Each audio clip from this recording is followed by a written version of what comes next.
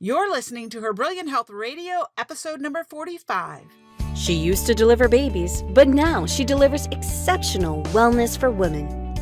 Welcome to Her Brilliant Health Radio, where holistic women's health expert and board-certified OBGYN Dr. Kyrin Dunstan shares revolutionary insight from leading experts on what you need to know today to treat the root cause of disease, heal, and create the radiant health you've been searching for.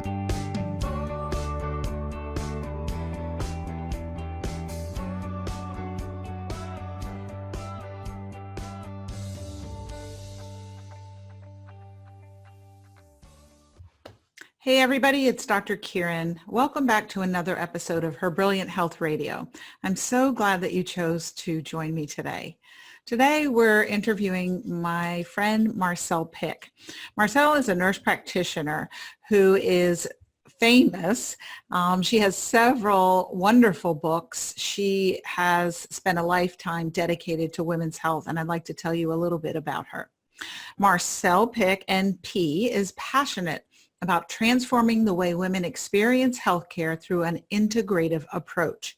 She co-founded the world-renowned Women to Women Clinic in 1983 with the vision to not only treat illness, but also help support her patients in proactively making healthier choices to prevent disease. She has successfully treated thousands of individuals through her unique approach to wellness. In 2001, Marcelle created MarcellePick.com with a goal to be able to reach, inspire, and educate even more women worldwide than her website worldwide. Her website offers informative articles on women's health issues and at-home solutions to some of the most troublesome symptoms they experience today. I know that she's probably one of the most prolific writers I know on women's health, so you'll want to check it out. Marcelle discovered functional medicine early on in her career and was honored to be among the first to be certified as a functional medicine practitioner. In addition, she holds a BS in nursing from the University of New Hampshire School of Nursing, a BA in psychology from the University of New Hampshire, and her MS in nursing from Boston College, Harvard Medical School.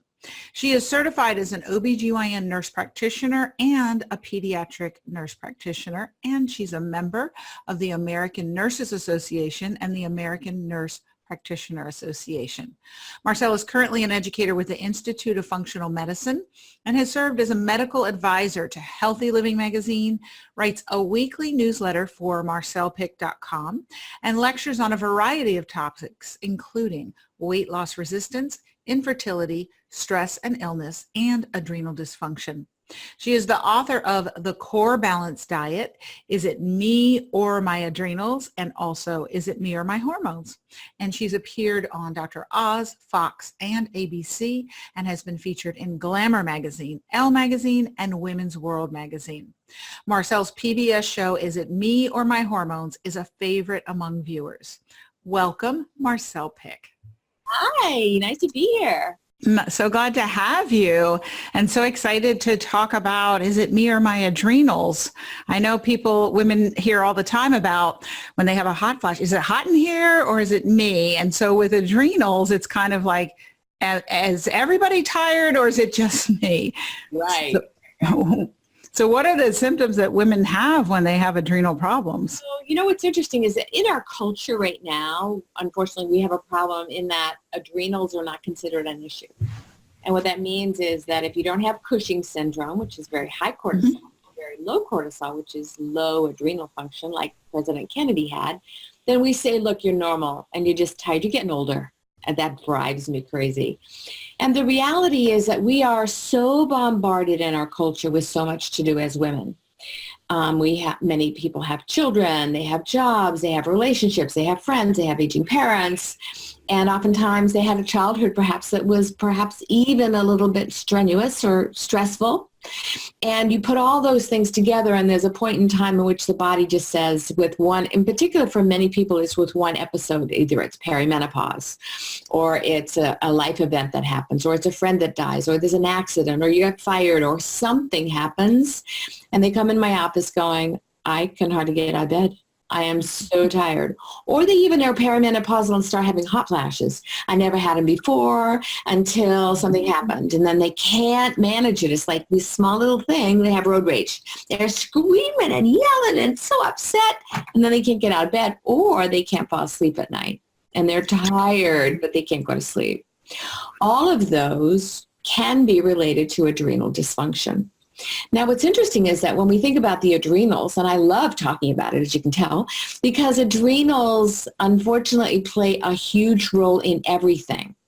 When the adrenals are off, our hormones get off, our digestive system gets off. It affects how our thyroid works. It affects how blood sugar is regulated. It affects fluid retention, because that's what the adrenals do. And it affects our immune system. So you might see people that have been fine, and all of a sudden they have an autoimmune disorder, and it comes after years of stress. So the adrenals, as though they're so important, but our conventional world doesn't talk about them in that way. It's either you have a problem or you don't. Well, there's a lot of gray in between, and a lot of stress in between, and it causes very, very significant problems for people. So if blood work is normal and everything, and the thyroid's normal, oftentimes it can be adrenals.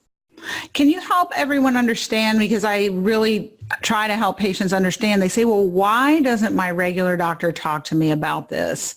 And I think it can't be said enough about that. Why regular mainstream physicians don't discuss adrenal issues. Do you want to talk a little bit more about that? Sure. So the problem I think that we have in conventional medicine right now is they're so busy. You know, my daughter's in med school, or a program to get into med school, and she's taking all the med school classes, and I'm blown away at how much they expected these kids at this age. And what they're learning is a lot of these pieces, but they're not taking it to the next level, which is what we really need to understand for someone, not only what their diagnosis is, but we need to understand what caused that problem to begin with. If somebody's coming in for fatigue and all their labs are normal and their thyroid's normal, well, then it's just depression. You're depressed. Let's get you on an antidepressant. It's like, no, but I'm not depressed. There's something else wrong. We don't, in our culture, consider adrenal dysfunction or stress to be causing problems, and it's huge. So I think and the answer to your question, I think some of it's time. And I think in medicine, we're always looking for a diagnosis and therefore a treatment. And they mean well. They're in the business of trying to help people. But when you have to see, 40 people in a day or 30 people in a day, you have to kind of get going and figure out what's going on. So from my perspective, if you don't understand functional medicine, which is what I practice, the cause of the cause, you're never going to be able to help people get better, which is the goal, no matter how old you are. Right. And I always say there's no drug to treat adrenal dysfunction unless you have Cushing's or Addison's. You're in that top or bottom 2.5%. And so that's why we don't really see it addressed in mainstream medicine. But I call it king cortisol, talking about the adrenal glands, because it's so vital to health. So those are some of the symptoms people may have. And I'll have women say, well, I didn't have this before. I always call menopause the straw that broke the camel's back, because usually they have, don't you find that cortisol's kind of creeping up, abnormal? And then here comes menopause.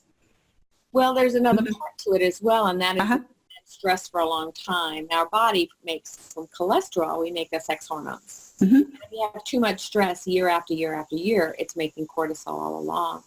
And because the adrenals then have to kick in a little bit of the production, not much, but a little of the production of the hormones, and we have an enzyme called 17-lyase that actually blocks the conversion to the sex hormone. So what happens then is people are lower in their hormone levels. Then they hit menopause. It's like, oh my God, what happened? And so the body can't adjust to that anymore because it can't catch up. And you're absolutely right. We have such a problem in our culture now with high cortisol levels. People are just overwhelmed because their lives are overwhelming. And we don't really support them in figuring out, so how do we have a dance and balance of this? Because there is no balance for many people. Right. And then so what do you suggest to women who think they might have a cortisol problem, but they're not getting it addressed at their regular doctor? How do you think they should proceed? And I guess you talk about that in your book.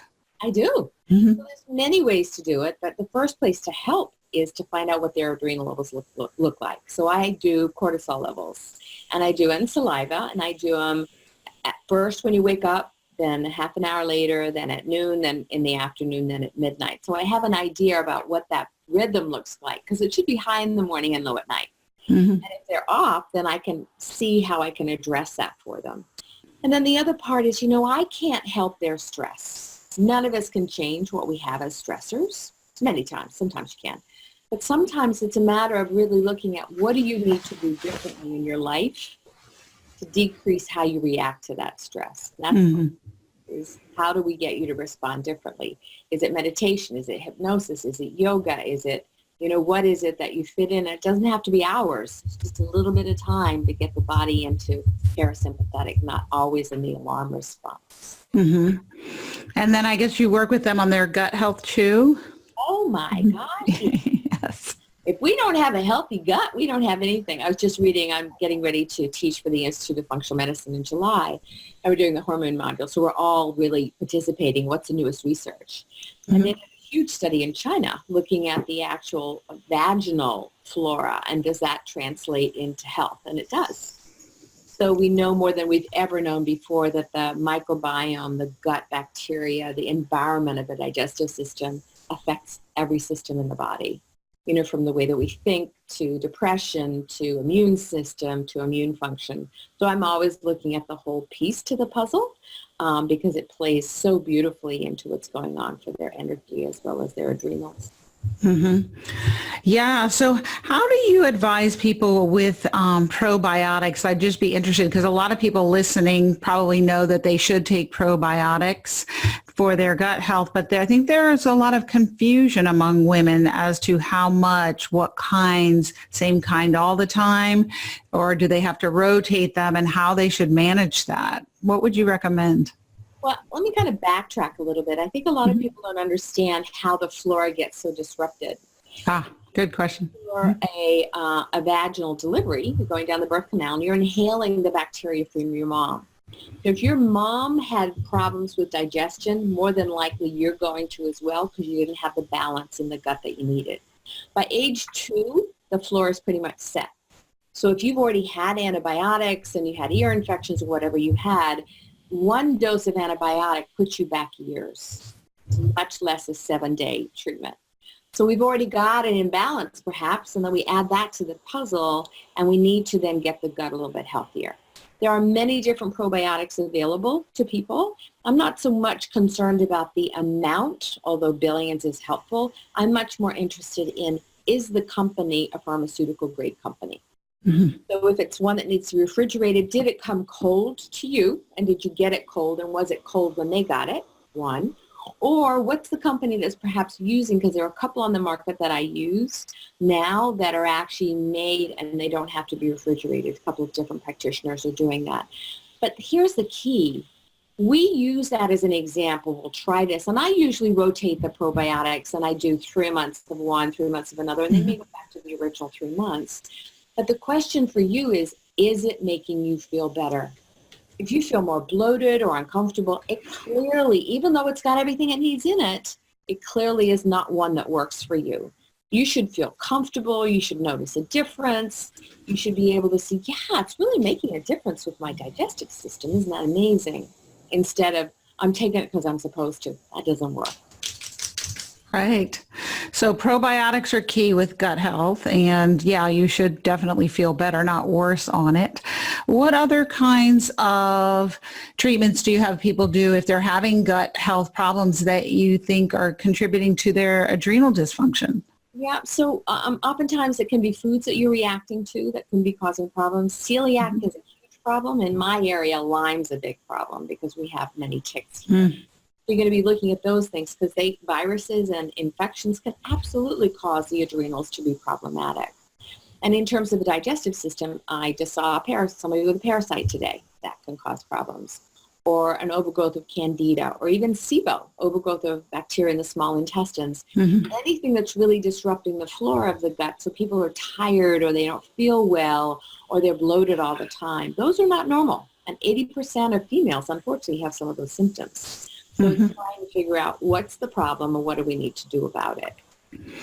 Right. So definitely starting with salivary cortisol testing if you're having these symptoms is something that you want to do if you're listening and you're having those symptoms. And it could be that you're tired in the morning even though you slept a full night, or you want to nap in the afternoon, or you can't fall asleep or stay asleep. Those are oftentimes issues.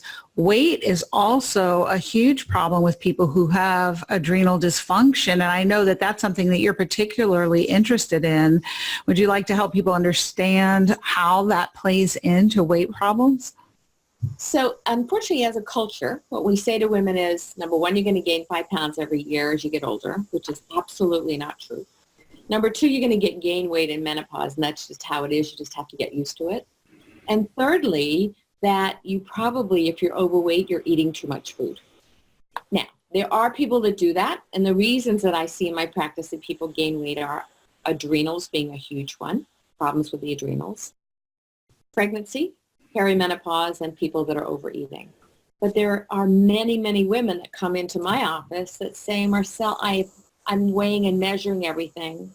I'm working out, I'm going to the gym, I'm doing Zumba, and all this, and I'm like, slow down. Let's kind of cut back on the exercise and let's look at adrenal function. Because when the body thinks that there's an alarm going on, that there's fight or flight going on, it will reserve and preserve every single calorie. It will, bar none. You can be doing 1,000 calories a day and the body goes, oh, okay, well, this is fight, flight. I need to protect myself, and you won't lose any weight. Now, there's ways that I do in my practice to get around that, but usually I support the adrenals first, and then we might I might use a homeopathic with them to really kind of reset that hypothalamus, and that works very, very well. But you have to understand and be gentle with yourself, because so many women are beating themselves up. What? I'm doing something wrong. I must be eating my sleep, or what's the problem here? Right. Not doing anything wrong. It's really instead an issue with the body's had too much stress for too long, and it's in fight, flight all the time. Right. And I help people understand, and it sounds like you do too, that the diet and exercise, you can make yourself crazy and not lose any weight, because if you're not addressing the root causes, as we do in functional medicine, with the hormone balance, toxicity, nutritional deficiency, then you can make it worse. And I have seen people over-exercise, and then they set off that stress response. So you like a homeopathic. I love homeopathics to help with that as well. What are some other tips that you might help women with who are struggling with weight issues and think they have adrenal problems? So the question for many of us is, do we snack in between meals? And I think for many people, intermittent fasting can kind of really get them out of that snacking need. Mm-hmm. But for me, it's really dependent upon how you feel when you make these changes. Some people do incredibly well with intermittent fasting. Some people don't do well with intermittent fasting. Some people are astounded at, I took gluten out of my diet and dairy, and the weight is just starting to come off. So it can be many, many factors associated along with the adrenals as well. It's really pinpointing for that particular person what is their trigger. Now, there's also something that I've started to do a lot more in my practice, and a lot of times, a lot of the trauma and the stress that we have catches up with us in menopause. What I say to women is, menopause is a journey of self-discovery. Who am I? What am I going to do for the second half of my life? How did I get here? And, what are some of the things I shoved under the carpet for all those years? They come up for women. And many times it's trying to look at what some of those issues are, and sometimes cognitive therapy is not the answer. It's doing some type of body work around those issues, because if they happened early in childhood, they oftentimes are not part of the frontal cortex, which is the adult brain, but part of the amygdala, which is the immature brain. So there's many different tools that we can use, and I guess the biggest thing I want to say to women out there is, you do not have to keep this as an issue. And our culture doesn't do that for women. We keep on saying, well, go to, this diet program or that diet program, or you find bonbons in the corner. And it's just not true. They're not. But we have to figure out what the problem is. Mm-hmm. Right. So, and one size doesn't fit all, usually. Yeah. It's very customized, and a lot of those imbalances that have been accruing throughout life really peak sometimes by the time you hit menopause. And it really is a time to pause and take care of yourself, is what I try to help people understand. It's not an inconvenience. It's a call to a larger life, really. Absolutely. Don't you think? Oh my God. So true. Absolutely. And the other part to the puzzle is trying to figure this all out. I do genetic profiles now on my patients after they've done the weight loss program. And I'm looking then genetically as what food plan do I need them on long term? Are they Mediterranean? Are they balanced? Are they low carb? Are they low fat? Because you're so right. It's impossible that keto works for everyone, or that Mediterranean works for everyone, or that low carb works. It isn't true. So it's trying to figure out what it is that person needs, and that's when people start to kind of put the whole puzzle together and feel amazing. That's the goal. Well, I'm curious about that genetic testing. I'm sure everybody else is. What kind of testing do you do for that? There's a company called Pathway Fit in California. Obviously, it's a saliva profile. What I love about this program is that I integrate it into, I have a 12-week weight loss program, and I don't have anybody to date that's not lost 20 pounds in the 6 weeks to do the program. And then if they have a lot of weight to lose, I'll do that genetic profile so I know how to get them on the other side. But with that, I also find out, are they someone that has something called food desire, that they'll go across town to get a particular food? Are they someone that does use food for comfort? Do they have the propensity to gain the weight back? Then I can design a program for them to give them the understanding about, now what do we do? We've got the weight off. We worked really hard to get it off. How do I keep it off forever? How do I really transform me so I never go back to where I was before? And that genetic profile has been I've been using it since, 2009, long time. Mm-hmm. Awesome. And so you have a very busy life. I was saying in the introduction that you're the most prolific writer I know in women's health, and you just really have created a wonderful library for people everywhere, for women everywhere, on healing themselves naturally, understanding what's going on with their bodies. And I imagine that your life is extremely full. What are some things that you do to manage stress in your life so it doesn't affect your health? I dance. I'm a ballroom dancer. So I do Latin dancing. I dance usually 4 times a week. I do Latin dancing for 2 hours on Tuesdays, sometimes 2 hours on Saturdays. I do ballroom as well. Mm-hmm. I travel to New Hampshire or to Massachusetts to do ballroom, and that's usually 3 or 4 hours. Mm-hmm. And then I also do Argentine tango. So I really have a wide variety of dance. And when you're dancing, it's a meditation. You cannot think of anything else because you'll trip for your partner. And I compete for it as well. So that's what I do for myself. So that's your secret. I love to dance too. I do love to dance. It's great. That's wonderful. And then what about on other things that you might do? Are you a meditator? I find that women always want to know, well, what do you do? And it really helps them to touch inside themselves and see what might resonate that they might want to try. Yeah. I have a mat at home that's pulsed electromagnetic fields, and I lie on that mat every day, and I meditate every day, usually once or twice a day. I also live on the ocean, so I'm outside a lot. I have 11 acres of land, so I'm very much part of that as well. And I also love the work that I do. I think it makes a difference. I have an environment around me that's beautiful, probably very similar to you. And I'm learning to set limits. I'm starting to be more creative about my days. And I'm in masterminds, with other people that are like-minded to really help me be accountable for my own personal growth. I do that almost every year. Yeah. I really have created my life so that it is peaceful versus when I practiced OBGYN and delivered babies and did surgery and was at the hospital all hours of the night. And when I first discovered functional medicine and did a salivary cortisol, I had a flat line. Right. What a surprise. Well, no wonder I weighed 240 some pounds and slept all the time. And I had fibromyalgia and was depressed and anxious. But I've really created my life now around peace and serenity and self-care. And I always say that my patients will know if I'm walking the walk or not. And so I really do that. That is so important. I mean, I say that to people all the time, that I can't teach you if I'm not taking care of myself. I just think and I see it in medicine all the time. We don't see it at the functional medicine meeting so much, which is interesting. But when I go to other conventions, I'm looking around going, oh my God, these people are so stressed out. And if I'm going to teach somebody, if I'm not doing it myself and really walking that talk, I have no business telling other people what to do. I just don't. That's my biased perspective. But No, I agree. Absolutely. Agree. Absolutely. So what do you think is most important for people to know about caring for their adrenal health? So we talked about gut health. We talked about managing your stress. We talked about infections that they could have, Lyme and co-infections. We're going to tackle that in another episode in a more detail, chronic viral infections. What are some things for the care and feeding of adrenals going forward for women?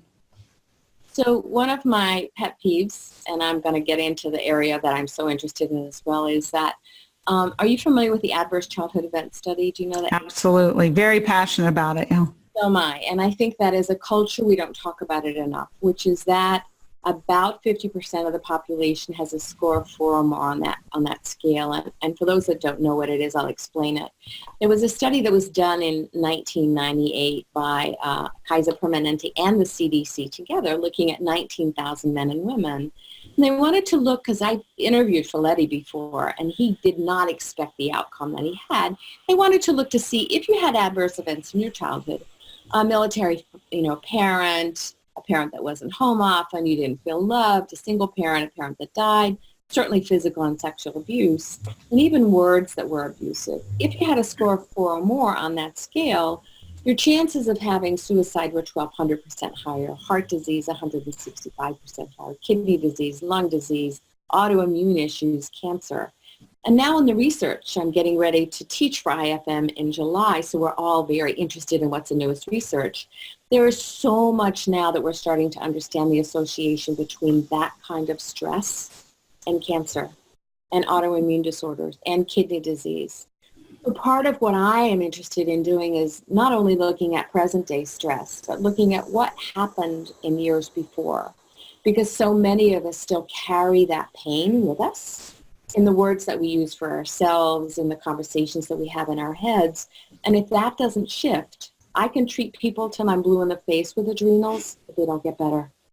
And I'm treating them over and over again until they forgive themselves or till they heal that wound. And there's many ways to do it. And it oftentimes requires body work because it's often earlier in the childhood, and the cortisol goes up because the frontal cortex, even though they're in therapy, is still being not being held, Right.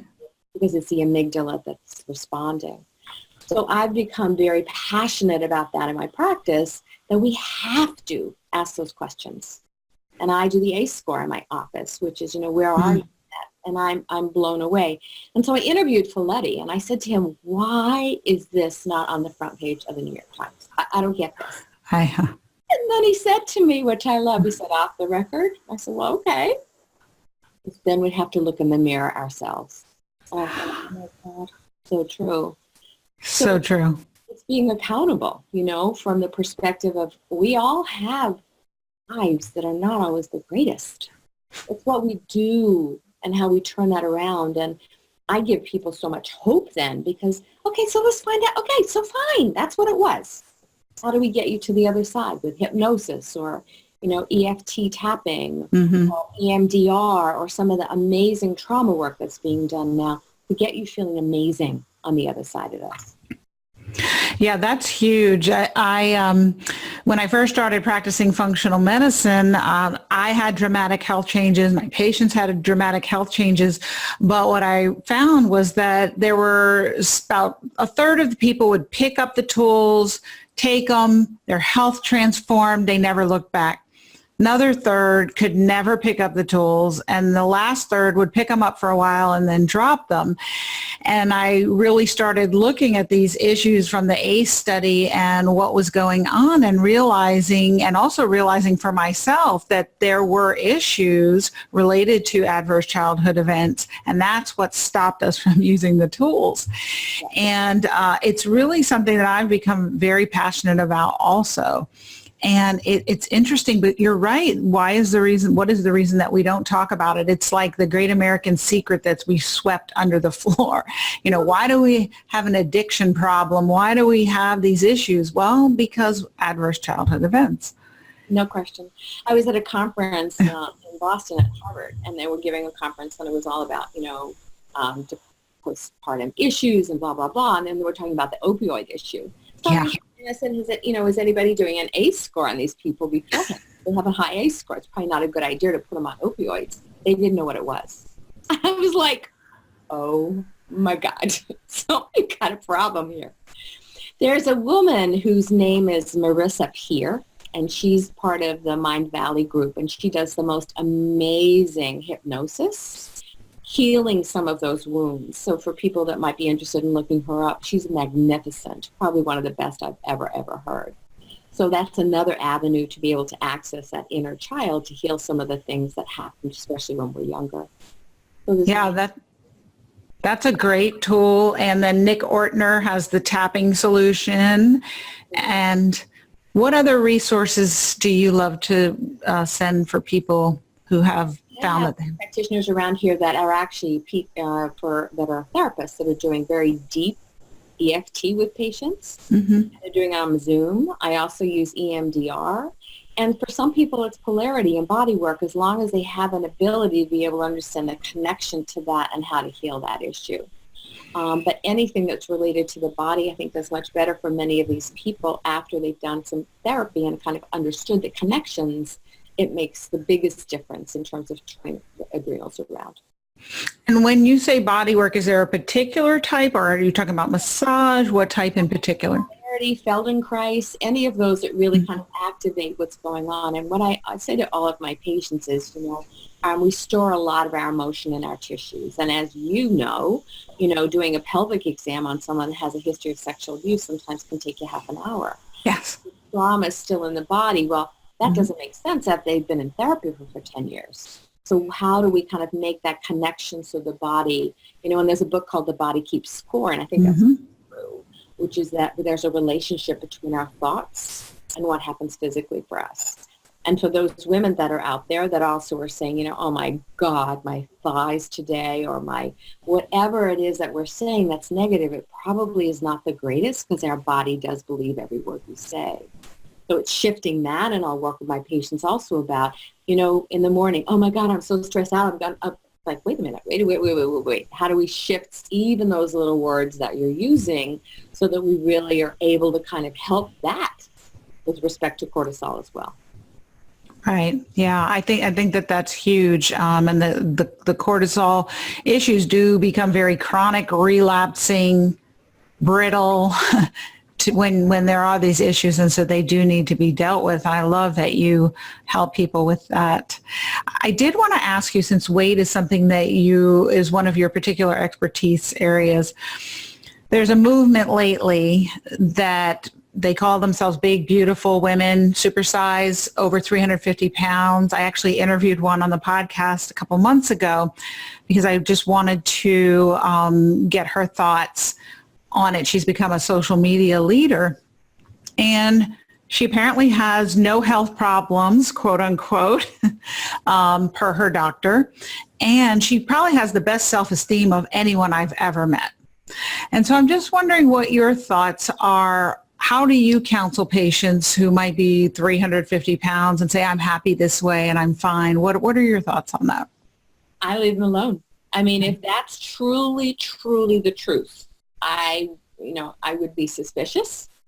But if that's what she wants, hallelujah. I mean, that's what all women are really looking for, is to feel really good about themselves. I have some concerns about health issues with that, primarily because what we know more than we ever have before is that the additional body fat works like an additional endocrine system. Right. Huge amount of hormonal cascading that may be going on that she may have problems with later in life. But if she's truly happy and she's not having any health implications, good for her. I do know that many of those women, however, and this is a study. Do you know anything about the study that was done by Folletti beforehand? Because no, I don't know that one. He started out with, the reason he did this study is he was working with very overweight people, 100 pounds or more. They were all losing weight because he did a liquid diet with them. And 50% were dropping out. So he started interviewing them. And one of the women, he said to her, he wanted to ask her, how old was she when she was sexually active? And what he said is, how much do you weigh? Or did you weigh? And she said 30 pounds. So he obviously dug into that. And then he started interviewing so many of his patients. And he found that 80+ % had been sexually abused. Mm-hmm. And so that's kind of the question. So that, that's obviously for this particular woman, not my business. And she's very happy. And that's wonderful. And there are, I'm sure, many people. I don't see them in my practice. I see most of my patients in my practice that have 100 pounds to lose or more that really want to figure out what's the answer to this. Mm-hmm. How do I have, number one, normal eating habits, and how do I do this in a different way? But honestly, if she's happy, oh my God, that's amazing. That's incredible. I don't think it's true for a lot of the people that I see. That's all I can say. Yeah, I not in my experience too. That's why I said she's really something special. She has great self-esteem and very happy.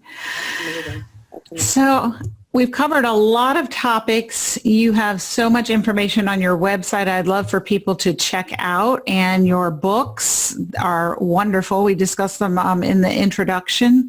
What would be your top 3 take-home take action tips that women listening could take today to start having better adrenal health?